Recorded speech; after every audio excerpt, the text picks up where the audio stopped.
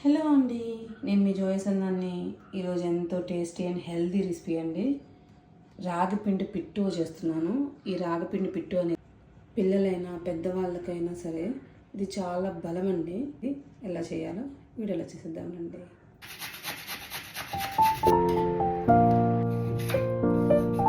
రాగిపిండి, సాల్ట్,